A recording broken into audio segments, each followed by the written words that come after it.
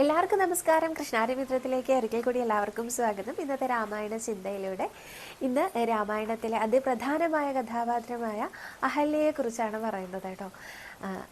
അഞ്ച്, അതായത് പഞ്ചരത്നങ്ങൾ എന്നറിയപ്പെടുന്ന 5 പേരുണ്ട്. അഹല്യ, താര, സീത, മണ്ഡോദരി, ദ്രൗപദി. ഇങ്ങനെ 5 പേരെയാണ് പഞ്ചരത്നങ്ങൾ എന്നറിയപ്പെടുന്നത്. അതിലെ ആദ്യത്തെ പേര് അഹല്യയുടേതാണ്. ആരാണ് അഹല്യ? ഗൗതമ മുനിയുടെ പത്നിയായിരുന്നു അഹല്യ. അതീവ രൂപസൗന്ദര്യമുള്ളവളായിരുന്നു അഹല്യ.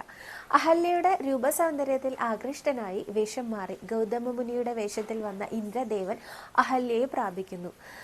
ഇത് കണ്ടുകൊണ്ട് വന്ന ആ ഗൗതമ മുനി ഇന്ദ്രദേവനെ ശപിക്കുന്നതോടൊപ്പം തന്നെ അഹല്യയെയും ശപിക്കുന്നു. തൻ്റെ തെറ്റ് മനസ്സിലാക്കി അദ്ദേഹം അപ്പോൾ തന്നെ അഹല്യയ്ക്ക് ശാപമോക്ഷവും നൽകി അനുഗ്രഹിക്കുന്നു. എങ്ങനെയാണെങ്കിൽ കല്ലായി തീരട്ടെ എന്നായിരുന്നു അഹല്യയ്ക്ക് ലഭിച്ച ശാപം. അപ്പോൾ തന്നെ അദ്ദേഹം മാറ്റിക്കൊണ്ട് കല്ലായിക്കൊണ്ട് രാമനാമം ജപിച്ചുകൊണ്ട് രാമനെ എപ്പോഴും മനസ്സിൽ ഓർത്തുകൊണ്ടിരുന്നാൽ മഹാവിഷ്ണു ശ്രീരാമനായി അവതരിക്കുന്ന കാലത്ത് അദ്ദേഹത്തിൻ്റെ പാദസ്പർശം ഏൽക്കുമ്പോൾ ഈ ഒരു ശാപത്തിൽ നിന്ന് മോക്ഷം ലഭിക്കുകയും ചെയ്യും എന്ന് പറഞ്ഞുകൊണ്ടാണ് അനുഗ്രഹിക്കുന്നത്.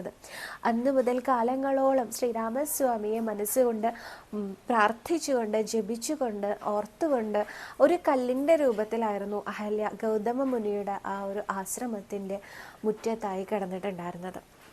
വിശ്വാമിത്ര മഹർഷിയോടൊപ്പം തന്നെ അഹല്യയുടെ ആ ഒരു ഗൗതമ മുനിയുടെ ആശ്രമത്തിൻ്റെ പരിസരത്തെത്തിയ രാമൻ ഇതാണോ അഹല്യ എന്ന കല്ല് എന്ന് വിശ്വാമിത്രൻ്റെ ആ വാക്കുകൾ കേട്ടപ്പോൾ കാലൊന്നുയർത്തിയതും അദ്ദേഹത്തിൻ്റെ പാദധൂളികൾ അഹല്യ എന്ന കല്ലിലേക്ക് പതിക്കുകയും അഹല്യ വീണ്ടും പഴയ പോലെ അഹല്യ രൂപം സ്വീകരിക്കുകയും ചെയ്തു എന്നാണ് കഥ.